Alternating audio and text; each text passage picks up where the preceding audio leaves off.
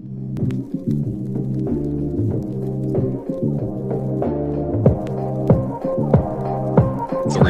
two, one. Here we go!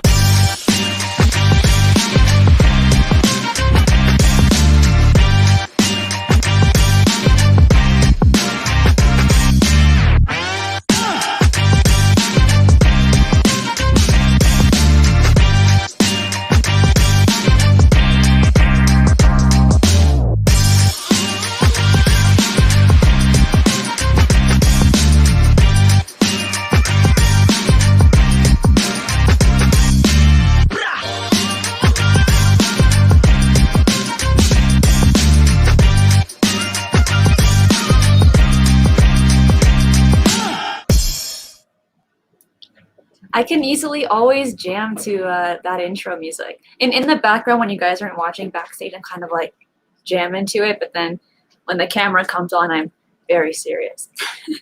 Hey, you wonderful humans. Welcome to episode 16 of Shifting the Paradigm. I'm Cristina Gomez, your hostess for this next hour of adventure and UFO shenanigans, where we look and think outside the proverbial box, jump down rabbit holes, and where the red pill is actually a red Tic Tac. Today is going to be something totally different. For the last few months, I have been periodically asked to do an Ask Me Anything or a Q&A live stream, and I've been so reluctant to do so because, as I keep reminding people, I'm not a UFO guru or a special personality that has any significant eye-opening answers. I've also been asked if I have some deep inside knowledge because I work for the debrief, and I can assure you that I don't. The entire team keeps themselves to themselves with work projects until the very last minute. So, yeah, but here I am, so I wanted to make this about you. Also, not just to ask me questions, but to reveal and discuss the kinds of events that have shifted your paradigm. Let's face it, guys, we live in a mysterious world and a fantastic universe. We really do. It's incredible. And if most people can just get their noses out of their phones, even just for a few moments, there's a lot of strange things going on. Not just UFOs or ghosts or strange disappearances, but unprecedented weirdness around the world that really shifted one's paradigm. Before we get into it, I definitely want to say hi to everyone in the live chat. John, Preston, Zenza, Bill, how you doing? Jack, too much info. All of you guys, first of all, I want to say thank you that you're participating in the live chat, and we're going to make this about you. If you have any specific things that have shifted your paradigm, not just about UFOs, not just about ghosts, or as I even said, strange disappearances, but really anything that's weird or strange, we're going to be talking about it today. And let's take, for example, this last 2 weeks of the craziest and most extreme weather across most of Europe, the Middle East, and Russia. How many of you guys have seen these videos or heard news on this? Okay, there's been extreme flooding of many cities, so much rain in just a few days that would normally fall in a year. So let me break that down for you. In most locations, right, that are typical to have rain, you can get anywhere between 50 to 100 inches of rain in a year, and that's healthy and that's all good. But imagine getting that much rain in just a few days. The infrastructure in most cities seriously cannot handle it. So houses are going to get flooded, people are going to get stuck on the road, so on and so forth. And it's not just a few places. It's in a lot of locations, including London. And that would have been one of the last places I would have expected. Yes, there's a lot of rain in London, but to the point where it causes extreme flooding is pretty bizarre. You also have Belgium, Germany, Turkey, parts of the United States as well. And it's absolutely insane. Absolutely insane. And you won't really hear about this in the mainstream media, at least over here in the United States. I'm not too sure about other countries, but here in the US, you're not going to see it on the news. You really have to dig for it on YouTube or on international sites. And great troll, I'm so happy that you brought that up about Brazil. Winter is crazy right now. Really cold for the local standards. Lots of snow in the south, not normal. And 13 Brazilian countries are getting snow when they don't usually get snow, especially in the winter. So it's, I mean, what do you guys think is truly going on with the world right now? Do you think it's global warming, or do you think it's something darker than that? And I asked this question yesterday on Fade to Black with Jimmy Church, because it's something that I think a lot of us need to consider, to think about, but to also be in the know of what's happening around the globe, not just in the happy little town we live in, or even in the happy little country we live in. I think it's so important to broaden our scope of what's happening around the globe. We need Noah's. I mean, look, I'm not ready for Noah's second flood. Okay, I'm not Noah's Ark. I mean, I'm not ready for it. Unless I make one as well, then maybe. But let's go ahead, and I wanted to show you guys this video. And it's from a channel that I recommend to keep up with this kind of extreme weather topic, and it's called Phobos Planet. So let me go ahead and pull it up so you guys can see some flooding happening in China.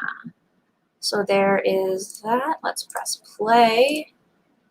I mean, take a look at this. These are like all very small clips of do you just see that car just fall out? And look at all these cars right now that are just like submerged in water, and these guys are just watching this. But here's what I'm saying. What do you think? Do you think you would find some kind of like sea creatures going on here, or maybe the Loch Ness monster? Because this water is so deep, and you're getting a year's worth of rain in just one place. Look at this. And this is happening all around the world, not just in China, even though this video is dedicated to a certain part in China. Look at that.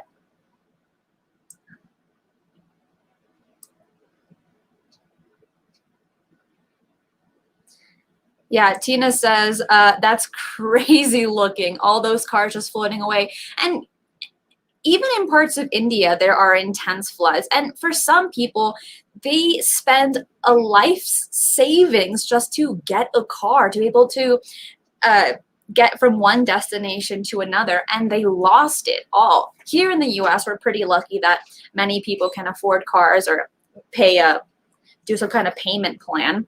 But in other parts of the world, it's not always that easy. So it definitely breaks my heart. Oh my gosh. Just look at that.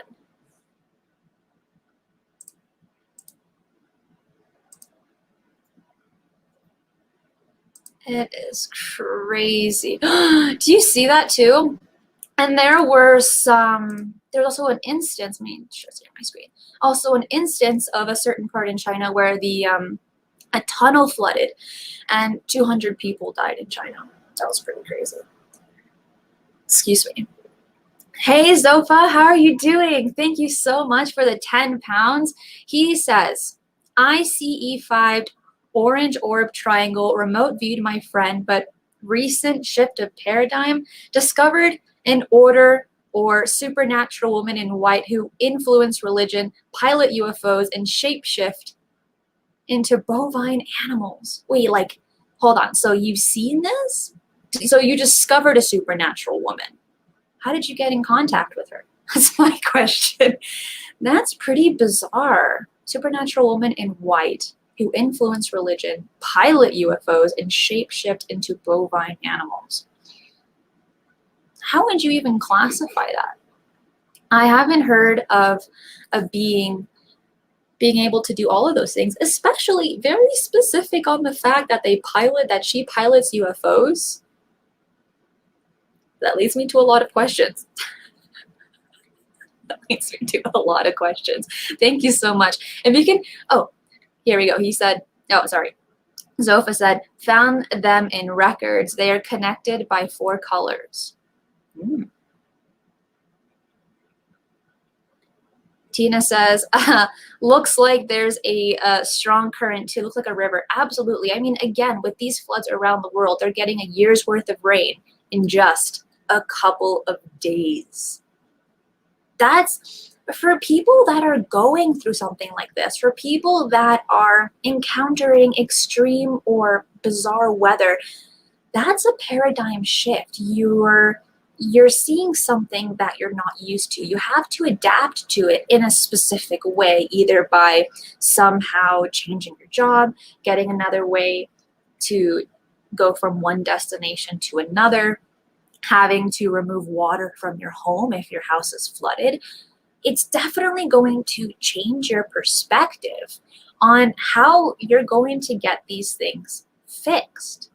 So it's not just about ghosts or UFOs or the things that we might talk about usually on this channel. It has to do with anything and everything that just kind of, that it just like moves something in your brain or in your perspective to think in a different way. Hopefully that makes sense. So again, I'm asking all of you, what has shifted your paradigm? Now that you've seen a video like that one, and I'm going to be showing another one as well, but when I put it in that context, what have you gone through any of those before? And if so, what happened to you?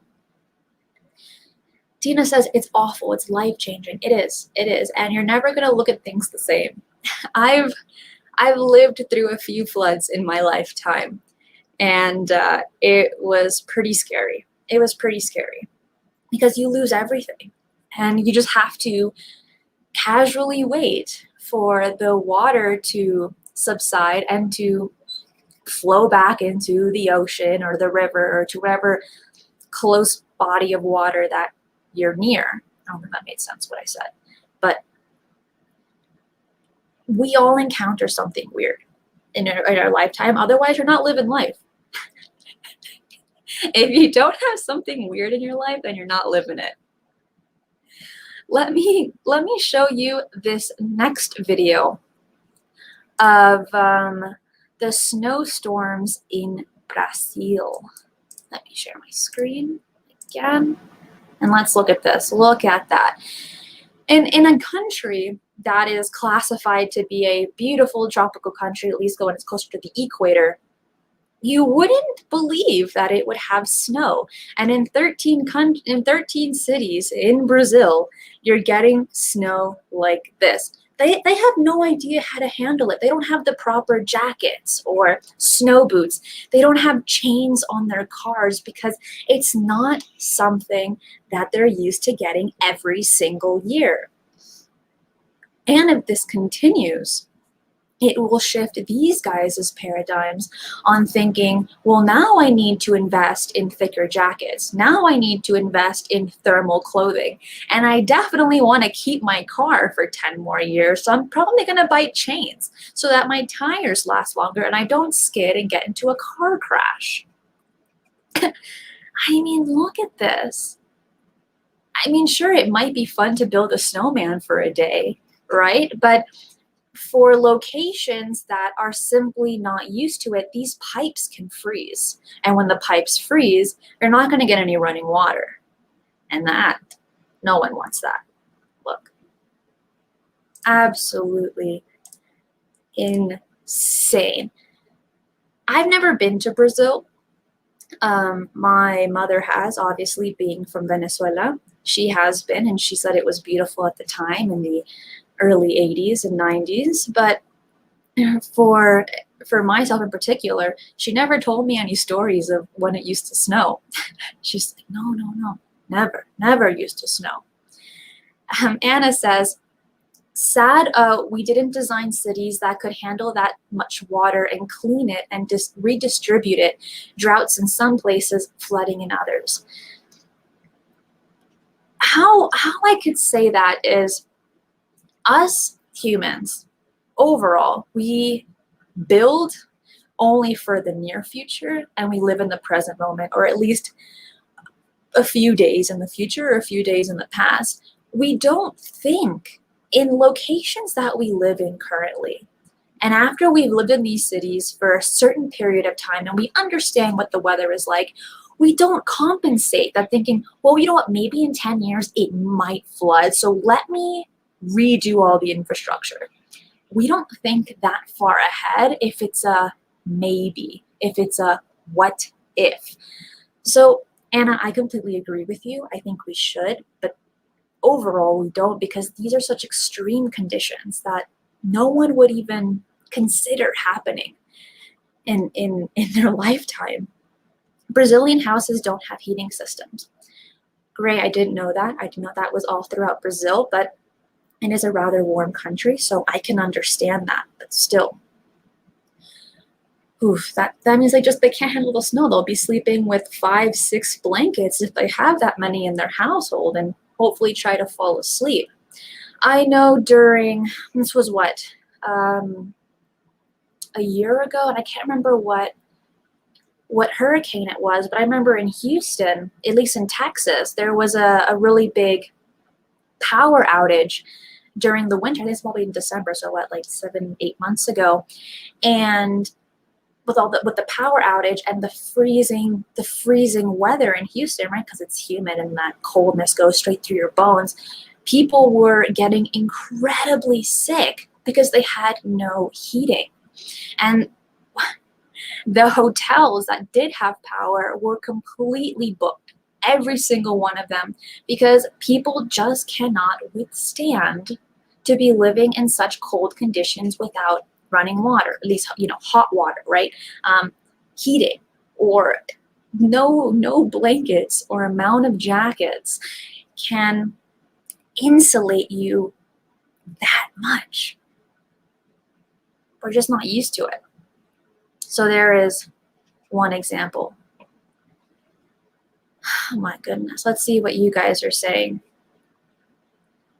Johnny B, he says, I've had some incredible vivid dreams about UFOs, but more recently, it's as if I'm looking into the lives of the first person of myself in other timelines. It's more like memories than dreams. Any thoughts?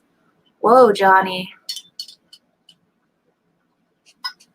No, that's really cool. And I would say, again, I'm no guru. I'm no special personality. I don't have any incredible knowledge. But what I would say is, if you truly believe it's other timelines of yourself, pick your favorite one. Pick the timeline that you like the most and go for it. Now, if it's a bad timeline, being like, I'm not going to have that today, and then try to swerve the other way or dream of something else. But I think that's incredibly interesting. And what many people believe is that dreams have meanings, that dreams are so much more than the subconscious mind creating a scenario. It can also be affected by your day-to-day life. If you think about something before you go to bed, it can influence your dreams. Same with fears and things of that nature. So if you truly believe it is multiple timelines of yourself, I think that's pretty exciting. That's incredibly exciting. That's many people that know about this might hope to have at some point, so they can easily visualize what they want. Okay, let me talk about other things that I also find really interesting.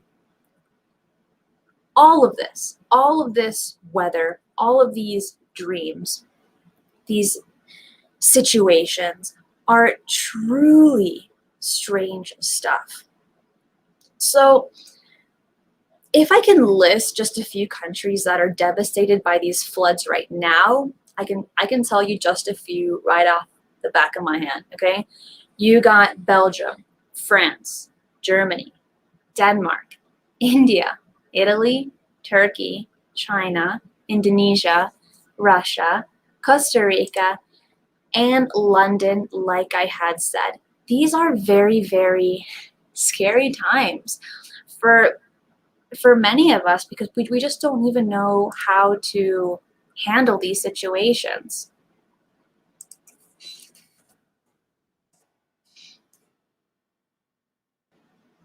Sorry, my lip got itchy.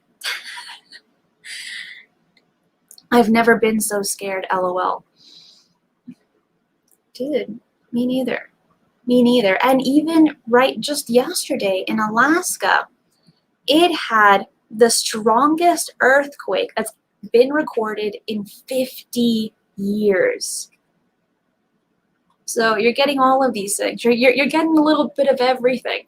And then you have the volcano that's been erupting in Iceland for quite some time as well. I don't know the exact amount of time, but it's been for a while.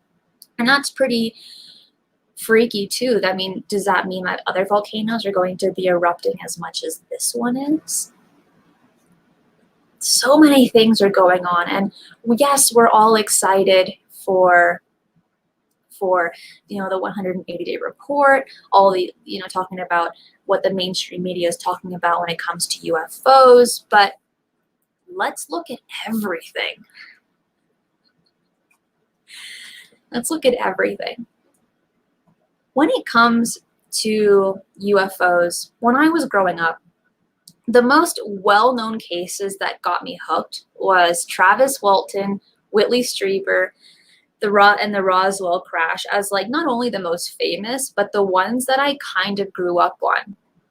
Me and my dad also used to watch The Twilight Zone when I was growing up as well. And I probably said this 100 times, and every place I've ever been interviewed or been on a podcast on, I always talk about The Twilight Zone. I absolutely love The Twilight Zone, but I don't really talk about these other cases like the Travis Walton, the Whitley Strieber, the Roswell crash, as much as these few other ones. And how many of you guys have seen The Unexplained Mysteries? That's also a really darn good one. John, thank you so much, John. I don't tell you thank you enough for all the super chats you always help me with for almost every single live stream and being a Patreon supporter. It really means a lot to me. And I just posted on my Patreon page for Discord that I got a new webcam because of you guys, because of all of you guys that have really helped me and supported me and have faith in me and my work. I got a new webcam because the last one I had, it had so much bad autofocus. And being Latina, we move our hands so much, and then it was a mess. So I got a new one yesterday, and so far I'm liking it. But are you having any autofocus issues, or does it look kind of good? So John says, great job, Cristina, as usual. Let's all hope some important UFO news drops come soon so we don't lose any momentum in the disclosure movement, hopefully. I could not agree more with you, John. I couldn't agree more. It's all about getting the ball rolling. It's all about that momentum. But the beautiful thing about all of this is even though we're not getting these huge UFO drops at this point in time, a lot more people are having UFO podcasts, paranormal podcasts. Lou Elizondo is having his appearance on every single podcast that invites him. And other people are being interviewed by other UFO podcasts, and it's becoming very rich and prevalent. And even though some people might consider it as, I'm not really going to quote it exactly, but even though some people might classify it as recycling people, regardless of that, it's being talked about almost every single day, at least in our community. And our community is growing so much, guys. The UFO community, UFO Twitter, UFO YouTube, and Reddit and Discord, they're growing every single day because we're having these kinds of conversations. Of course, that doesn't mean I'm going to stop anyone from having a UFO news drop anytime soon. I'm all for it with open hands. But until then, having these conversations, asking questions, because there's no such thing as a dumb question. For some, at least for me, there's no such thing as a dumb question. And when you can ask people, you're making a big difference. Steve, oh my gosh, thank you so much. Steve says, my paradigm. In 1972, at 14 years old, I read a book called Yup, Chariots of the Gods. The rest is history. Heck yeah, Steve. Especially for that time when the 70s, yeah, it was a more of an experimental time with overall consciousness. But when it did come to the UFO topic, it still wasn't huge. So that's so exciting. At such a young age, you were able to read that book and hopefully you understood it. I mean, did you? Was it easy to understand at that time? And that was quite a few years ago. So how many more times have you read that book? It's so good. Facebook user says, oh, by the way, for those that are watching this on Facebook, if you allow StreamYard to have access to your Facebook, I will be able to read your name exactly. Otherwise, it's just classified as Facebook user. Just FYI on that. So Facebook user says, it's rather disturbing that those who understand the climate science are moving to NZ and Tasmania. New Zealand? Yeah, New Zealand. They say it's as little as 10 years left to fix things unless we ban fossil fuels. These are people at the top of their fields. I will tell you, I am not very knowledgeable when it comes to climate change. I know there's a lot of controversial thoughts on it. There's some kind of politics into climate change as well. So I didn't know that. I did not know that they're thinking we only have 10 years left. That's pretty insane because I can tell you for a fact, we're not going to be banning fossil fuels anytime soon. I don't think so. That's where so much money comes in. People get so many jobs, how people can get from one place to another, even though there are other means of getting from point A to point B. Fossil fuels is what racks in the money for many areas of the globe. Alien girl, so good to see you.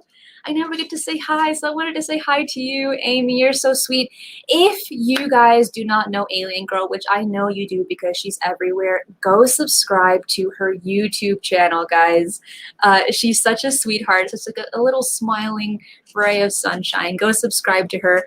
And Pete from Creepy Little Book, who's also a moderator, and I have some beautiful moderators here for my channel, and I want to thank all of you firsthand. Pete being one of them, and he has a very, very stellar YouTube channel as well that he posts every day, 365 days a year, and even on the holidays. So go sub to his channel because he has some really interesting topics that he talks about every single day, and it makes me question, how does he know what to talk about every single day? I can barely do it twice a week. He says, hey everyone. OMG, thanks for the shout out. Amy, you're adorable, of course. But a lot of the times, it's very difficult for me to interact with the live chat and to go on with my converse, like with the things that I'm talking about. So for all of you guys that always show up to all of my live streams and that really show up live, I really, really want to say thank you. I promise you do not go unnoticed. It is just very difficult for me to keep a one-track mind when I'm talking about a topic and then reading the comments and then getting all confused. Someone who is amazing at this is Pete. He can read the live chat from Creepy Little Book and then go and talk about his topic. And I'm thinking, that's skill. I need to learn how to do that a little bit better. And for those that like the videos that I was showing about the floodings in China and the the snow in Brazil. I will be sharing it in the description box once this video is over as well. So if you're interested in that, to rewatch it, please go ahead and do that. So, but I will pass over the link right now, right? Because I might as well just go ahead and do that now for you. Alrighty, there you go. Tina says, Pete has the best info recall out of anyone I've ever met. Yes. Yes, I agree with you, Tina. Johnny B says, thoughts on CE5. It's a hit and miss for me, but one time I poured my feelings out to the cosmos, then saw two insanely bright objects heading towards space, and blue orbs came within a foot of me and then shot away. 2 feet from you?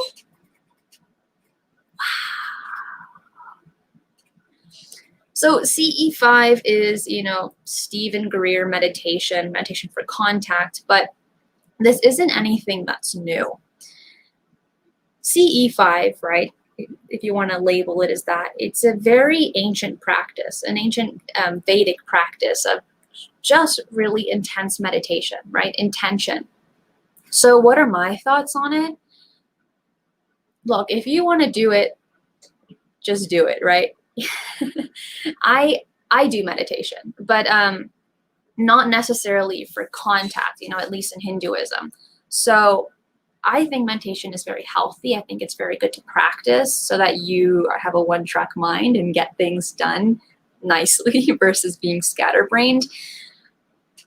But doing it for contacting another being or another species, it's not my cup of tea. It's a different kind of kettle of fish. It's all about mindfulness for me. And when it comes to mindfulness, and something that I've only really brought up on Fade to Black with Jimmy Church when I was interviewed with him, and I'll go ahead and say it for those that haven't seen it, but for me, mindfulness is incredibly important because I suffer with verbal dyslexia, along with I have a stutter as well. So meditation, when I first started when I was 17, really helped me put it on the down low and under wraps, because if I didn't, I wouldn't be able to have this conversation with you right now. I would be stuttering. I would get lost with my words. I would lose my track of thinking, and nothing I would say would make sense. But I'm learning through all of this, guys. This is a big learning curve. And I'm not against going out and trying meditation for contact. It's something I will try at some point, no doubt. But as for this point, right here, right now, I'm thinking about it. It will happen someday. I'm still learning to multitask as I'm a man, LOL. Look, multitasking is not easy. Doesn't matter who you are. It's very hard, and with mindfulness, it's important to put 100% mindfulness at one task at a time. We might think that you're being slower, right? Because you're doing one thing at a time. But in reality, you're probably working as fast, if not faster, if you do one task at a time. Yo, sup, Cristina? Sorry I'm late for the show. Hey, Adam, good to see you. We are just talking about, for those that are just diving in, I'm talking about what has shifted your paradigm. Not just ghosts, not just the paranormal, not just the weather, but everything you can imagine.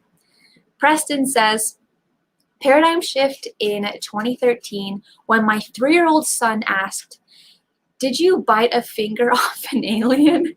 I asked, "Who told you?" He said, "A little man," wait, "a little man that came to my room last night. He did not know about my Oct 73 contact with the gray, and I did bite her finger." No. Thank you, Preston, so much for the 50. I need to hear more on this story. Like, you just wrote a tiny little fragment, but now I want to hear the whole story. What happened? And why did you bite the finger of a gray? I love it. I do. That's really funny.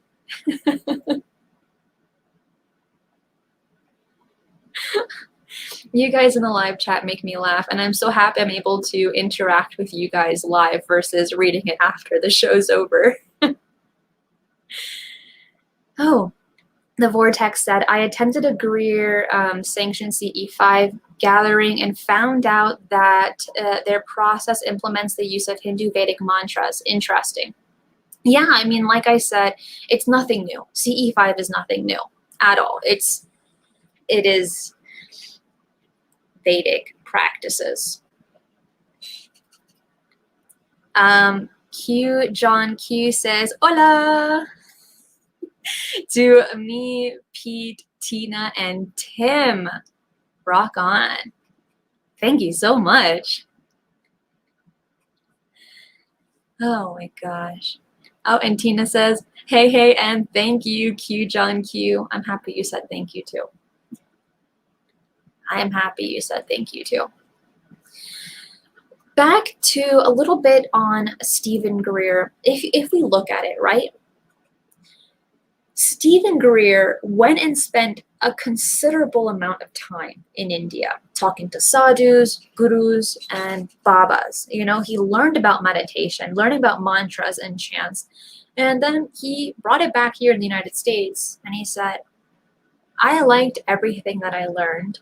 I'm going to go ahead and maybe even make it a little bit more palatable for the Western minds, because yes, in the US, we are a lot more understanding when it comes to meditation, mindfulness, yoga, chanting, or mantras and things of that nature. But if you're having, I don't want to say it like this, but if you're having a white man teach you these Indian traditions, you're not really going to respect him the same way. You're going to have a lot of judgment in the back of your mind thinking, why is he teaching me this? He's not from India.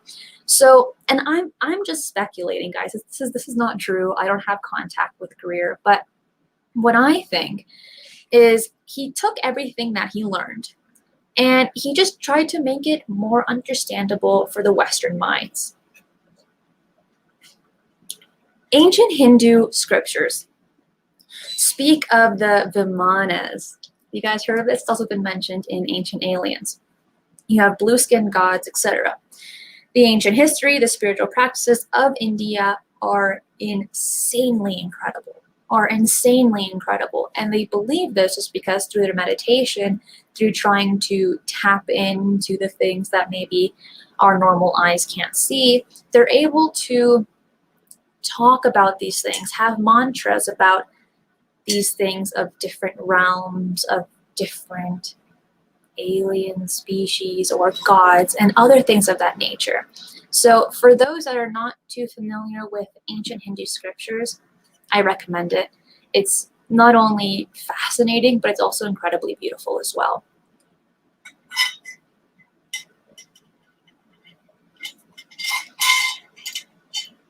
I don't want to drink and then you guys hear me slurping. Gray Troll says, if UFOs are real, so are the vimanas, 100%. I do not disagree with you. Do not disagree with you. Fee says, Cristina Gomez, what are your thoughts on Mick West and his contributions to the study of UFOs? Mick West. You know, I don't really focus on this stuff. I don't. I don't know a lot about him. I don't know what he says. If it's not about seagulls, I'm not interested. Just kidding. I'm just kidding. But I seriously, I just don't have the time. I don't have the time to read what he writes as a debunker, right? Not as a skeptic, but as a debunker. Regardless of that, regardless of the fact that I don't focus on his stuff, that I don't have time to read it, even though a lot of people might hate Mick West because he's a debunker and not a skeptic, it's not 100% unhealthy, okay? Because I know he brings, you know, a significant I know he brings a significant argument, okay? But there's plenty of people focused on dealing with his narratives. They're like, whoa, Mick West said this, and Mick West said that, and what are your thoughts, and blah, blah, blah. And it's like I said at the very beginning of the show, I am no UFO guru, and I'm not a special personality. There's not enough hours in the day to research everything I want to research and also eat noodles 3 times a day. There's not enough time for that.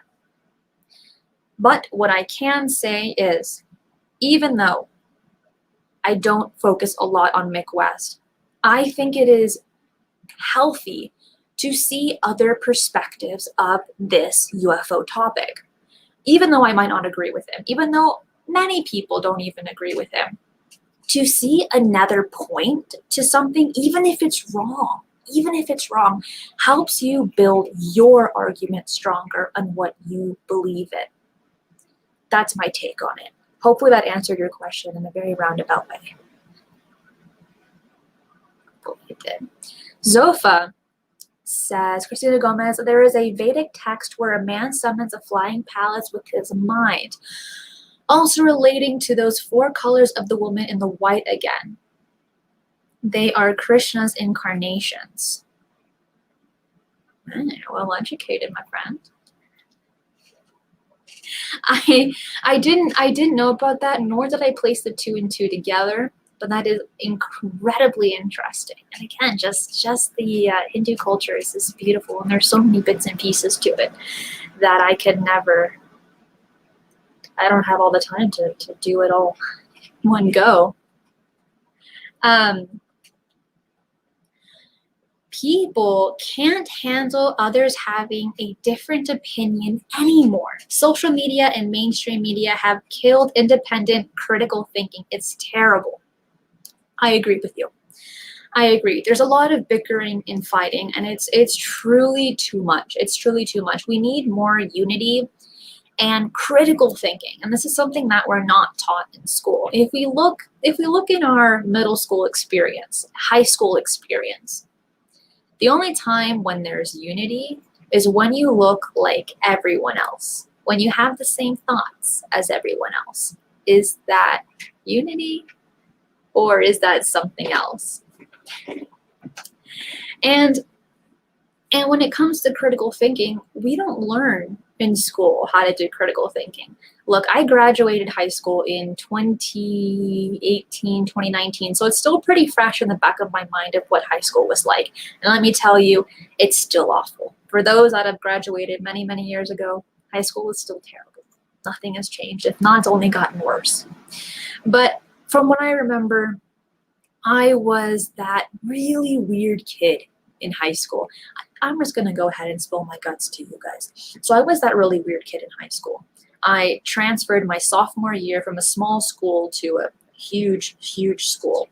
And I was so scared of everyone. I'm like, I don't know who these people are.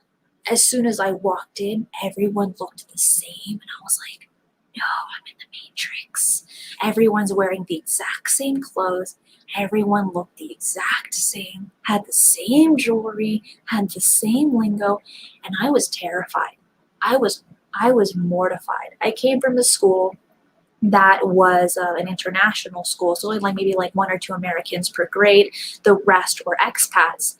And then I jumped over to a bigger school, and everyone looked the same. They were all American, and I'm like, what's going on? And being a rebellious teenager at the time, I'm thinking, you know what? I don't want to look like any of them. So I chopped off all my hair. I got a pixie cut. I dyed it purple. And I went ahead and lived my life in the library. True story, guys. It was fun at the time. You know, it's high school. When you get into college, it's a little bit more difficult to dye your hair fun colors and still get a job. But in high school, right, your job's working at an ice cream parlor or something. So it wasn't a big deal.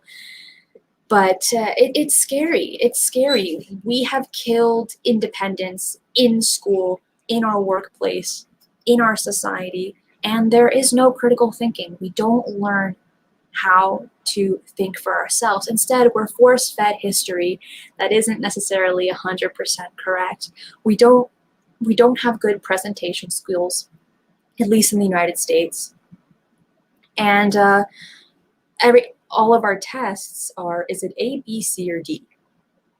And those are your options. Pick the best one. It sucks. It really does. Really, really does.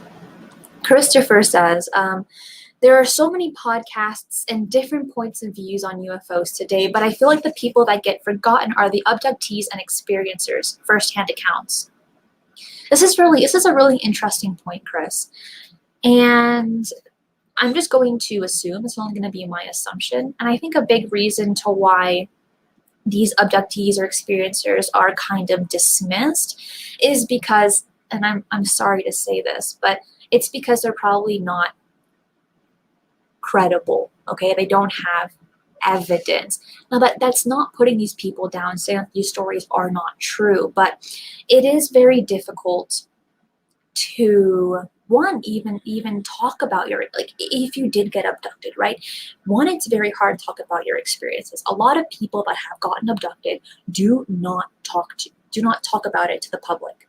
If anything, they still think it's a dream. They don't really believe it 100% real. And if they did, they don't want to talk about it because there's so much ridicule with this topic. Even today, guys, even though we've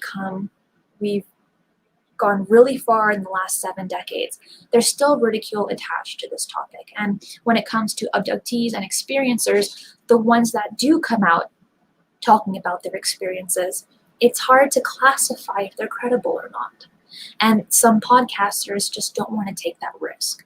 That's merely assumption, just a speculation on what I think.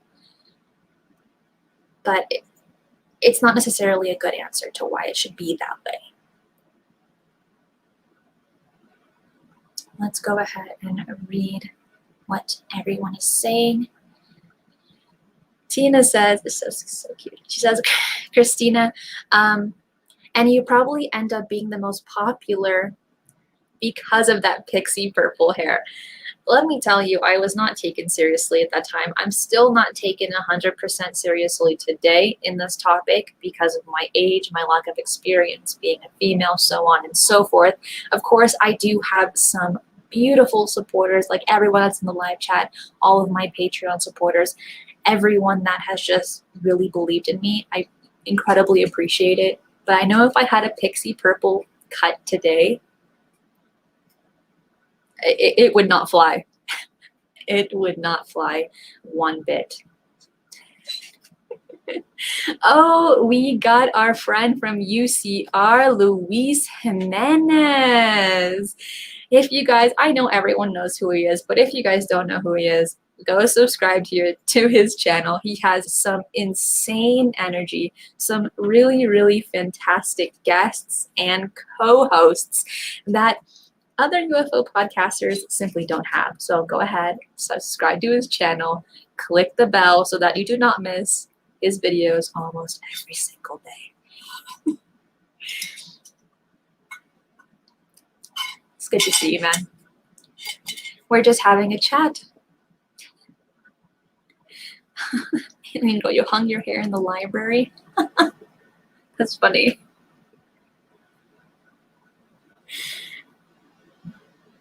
You guys, you make me laugh.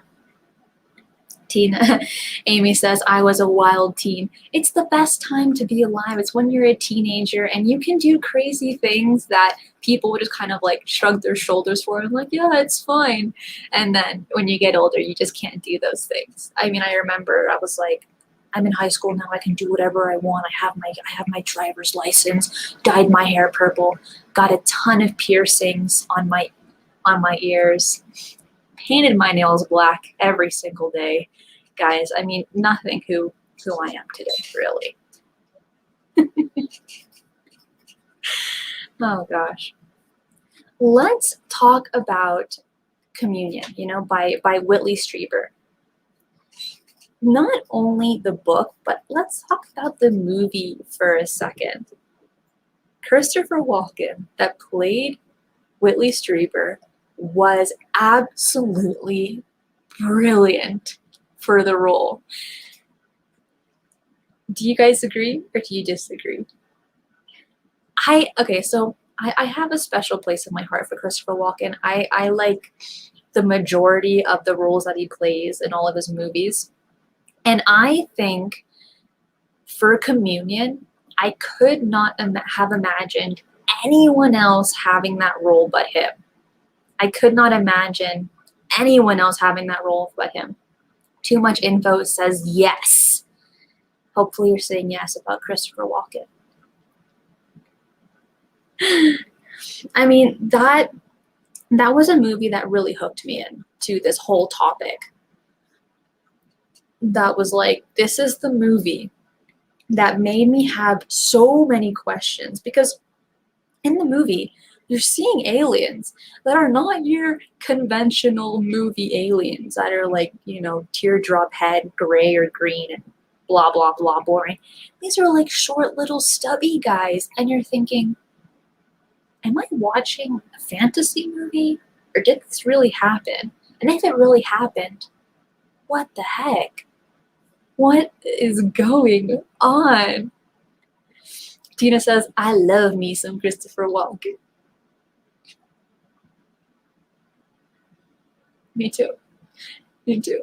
He's awesome. I also really liked him, and this is like a comedy movie, but I also really liked him in Balls of Fury. It's a ping pong movie, but it's a comedy, and he also like really nailed that role. He also really nailed that role as well. Nothing to do with UFOs, but I just love him. He's amazing. But regardless, even though we are so fascinated by certain actors or certain people in the UFO community that we really, really want to meet because we think that they're like the most amazing people ever, someone who I place in relatively high regard told me as soon as I entered the UFO field with my face, he said, you never want to meet your heroes because you'll end up disappointed. And with that being said, when I think about Christopher Walken, I love him in the movies, but I don't know if I would want to meet him, you know, because like in your brain, whoever you like, whoever you admire, it could be absolutely anyone. In your mind, you're like, they're the most amazing person ever. And then you meet them in real life and you're like, oh my gosh, she's just a normal person. It's just so boring. Oh my gosh, Cristina, I'm meeting her in real life and she's just fine, I guess. She's just normal. Because our imagination really inflates things. And it exceeds your expectations when you actually meet the person.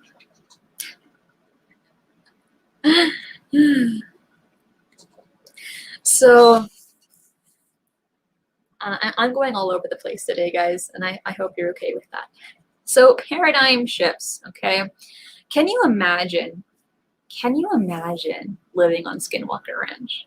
Like living there, not just visiting, but like living on Skinwalker Ranch. What about all the weirdness that goes on there? I mean, the people in the TV show, okay? Like how their lives have been turned upside down by the phenomenon there. And not even just in the TV show, but if we look at Bob Bigelow when he had the ranch at the time. All of these things, people that have visited the ranch, like that rapper guy, what's his name? Post Malone? Something like that. All of these people that have visited or even lived there, what do you think? Like, can you imagine living on Skinwalker Ranch? Do you think you would want to live on Skinwalker Ranch? If I had the choice, I would say why not? You know, right? You know what? Like, you only live once. Go big or go home. If I had to live there for 6 months or a year, let's do it. Let's go for it.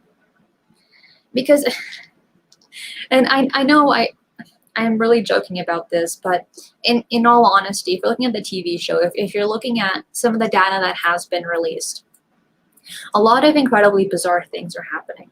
But Skinwalker Ranch is not the only place that is having these bizarre things happen.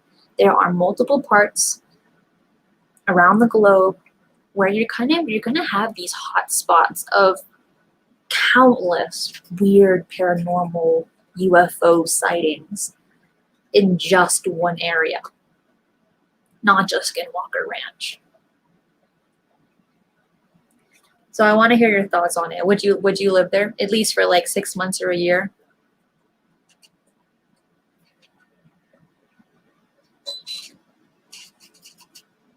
Bed and breakfast. Hey, look, if they're gonna give me breakfast, it better be good. At least some hash browns. At least.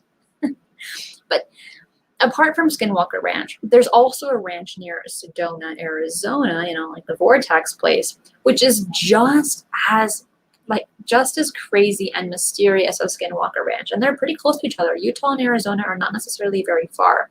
And this one is not as well known, but it's called Bradshaw Ranch. Also pretty interesting if you want to look that up and see what's going on there. Again, it's not as popular, there's not as much information on it, but you definitely can dig up some things that are happening there. I don't want to spoil it for you. I'll let you guys read it.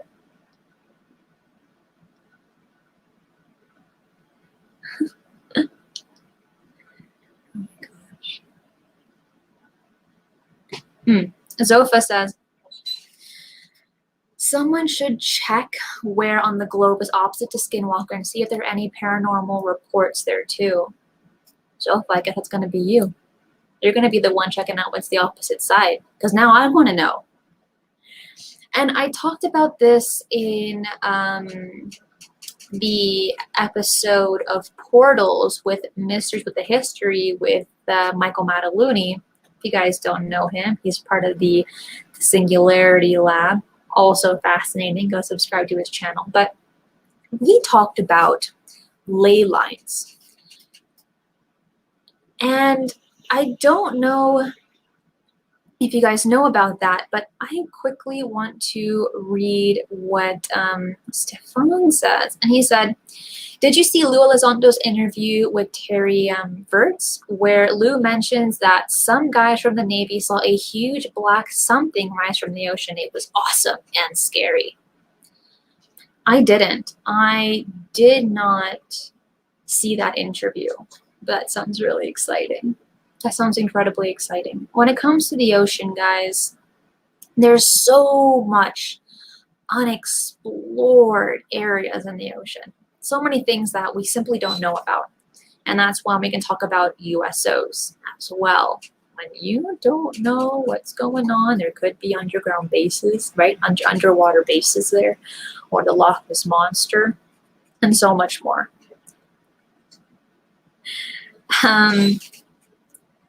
Do you read the chat? I do, Satima from Twitch. I'm starting to stream on Twitch, everyone, by the way. If you guys have a Twitch, follow me at Cristina Gomez.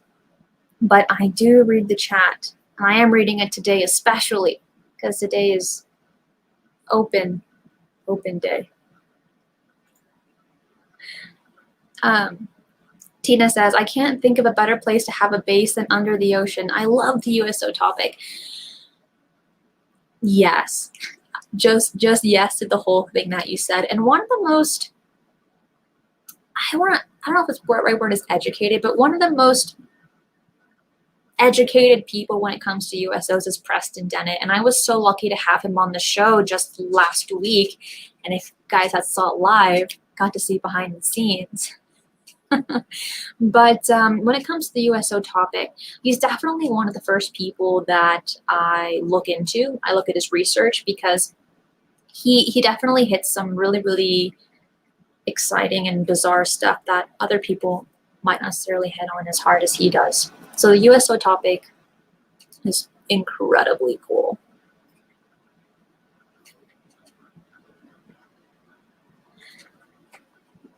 So I want the end game to me being able to talk about vacations on other worlds, right?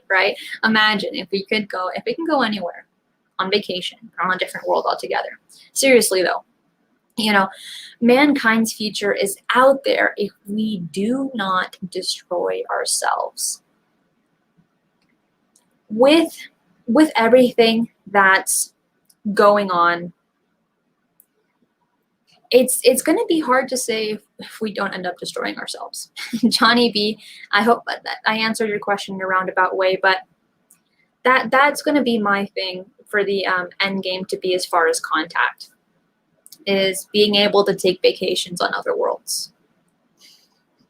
Because that would be awesome.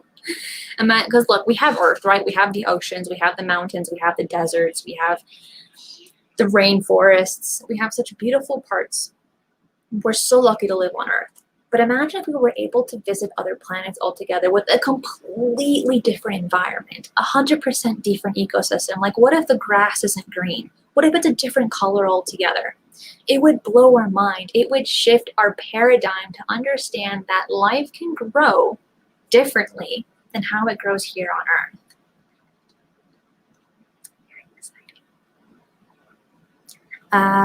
Centeno, I don't know if I said that right, but hopefully I did, says, imagine, gonna take a week off, gonna explore Zeta Reticuli, haha. Look, I mean, with all the grays, with all the stories about the grays being like not so good, being neutral, being artificial, that would be an interesting place to visit. Like, what do you think it would look like? What do you think would be there? And the question would be, do they eat noodles? And if so, do they taste good? Same with their ice cream. Okay. So that's what I want to know about. Anywhere I go on vacation, I need to make sure that their food is good.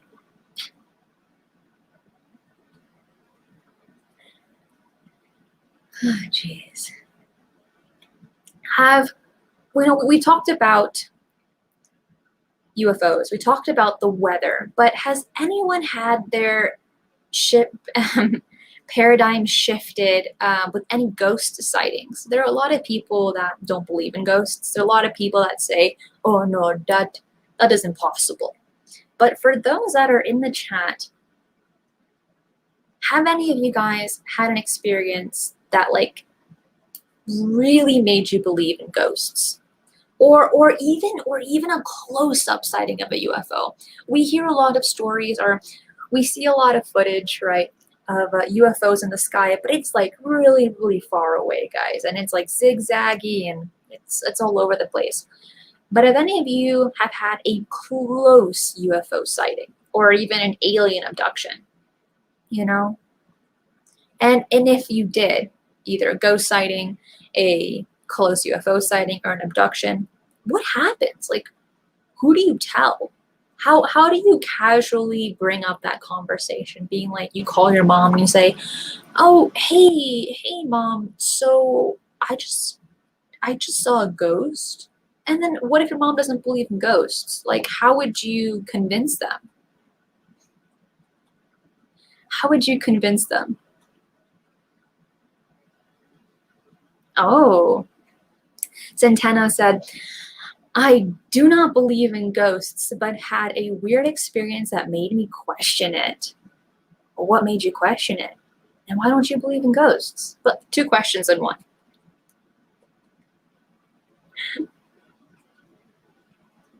Ooh. And then you have Virgo said, lived in a haunted house as a child. Ghosts are very real. Was it scary as a kid, or like was it normal? I know there's quite a few stories of children living in haunted houses, and they kind of make friends with these ghosts. You know, a lot of these ghosts aren't malicious towards children. How did that work for you? You tell the Ghostbusters. Absolutely paranormal. Who do you call? Always Ghostbusters. No one else, but only from the original movies. I know they're making a new version of Ghostbusters with kids. And after the last Ghostbusters, which was like a total flop, I don't know how this one's going to turn out. I'm a little bit nervous for the movie. But the originals, absolute fire. Best things I've ever seen.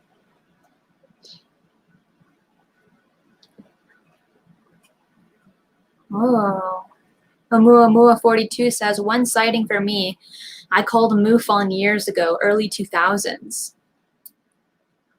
Well, now instead of MUFON, you can just put it on the Discord server. If you join my Discord server, we have a section for that. Also, the new No Discord server, guys.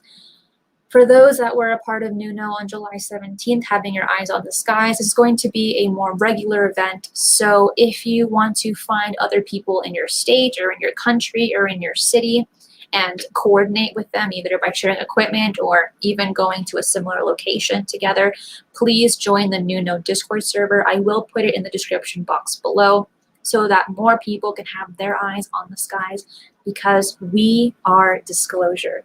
We are disclosure. If seeing is believing, right? If we have that kind of mentality, if seeing is believing, if we have our own experiences, we don't need anyone else to tell us what's going on out there. We are disclosure. Okay, guys, that is it for this show. Sometime in September, I will be starting a late night panelist channel show on all things fringe topics. So keep your eye out for that, and make sure to subscribe to this channel and hit the bell for all notifications.